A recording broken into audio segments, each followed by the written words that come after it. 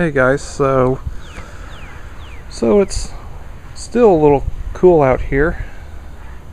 Not as cool as it was late yesterday. So it's a little bit warmer, much nicer out today though. So I wasn't expecting to have some hummingbirds yesterday though. I hadn't seen any at all today, so I saw 2 hummingbirds, and my grandparents already have hummingbirds up at their farm, so I'll need to, if I ever get a chance to go back up there, I'll take a video of their hummingbirds. So cool. So I thought I'd just give y'all a little update on my uncle's Homelite trimmer. So I just got it all cleaned up. You can kind of tell that this thing has sort of been through hell a little bit, because it's got some cracks here. And also on this cover too, there's also a little bit of cracks, but there ain't that many cracks on it. So I got it all cleaned up. Muffler's all clean. Looks almost like, that muffler looks almost like brand new. And I decided to actually just redo the fuel lines configuration, because my uncle had this particular line, he had it in the left hole, it's supposed to be in this hole, so he actually had the lines in the wrong holes of the tank. But right here, this is how it's supposed to be. And I just ordered a carb kit for this carburetor. So it's a Walbro carburetor, and it's a, is my camera in macro? Yep, it is.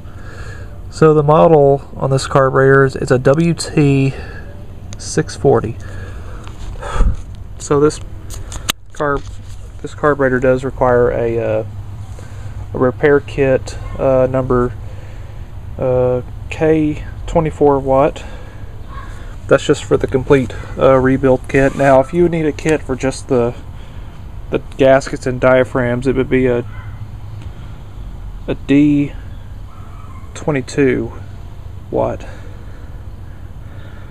So yeah,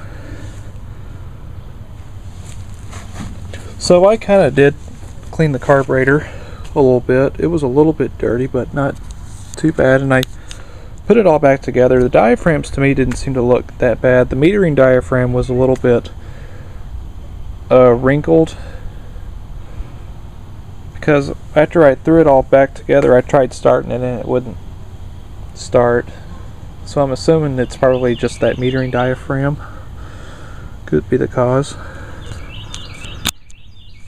But it does get fuel to the carburetor as I'm pushing on the primer bulb. See, it's actually sucking fuel into the carburetor, so that's actually good. But it just won't start unless if I would either spray deep creep into the carburetor or just by dumping gas into the carburetor. It'll only just run on that only. The engine does have really good compression.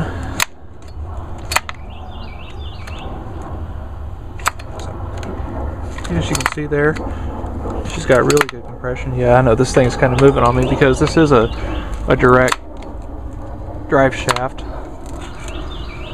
So yeah, the spark plug looked like it had been replaced, so it looked really good. And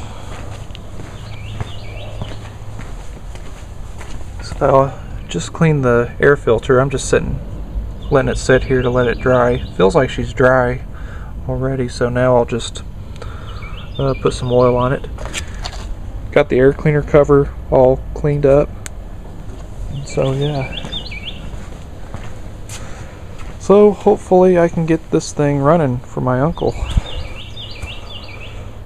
And so yeah, so I'll do another video on this thing when I get it running. I'm not going to do a video on rebuilding the carburetor on it, since I have just recently done 2 videos on rebuilding these carburetors, because the last 2 carburetors I rebuilt were Zamas and this one's a Walbro, even though just rebuilding them are just obviously no different. So yeah, so hope y'all enjoyed this video. So thanks for watching.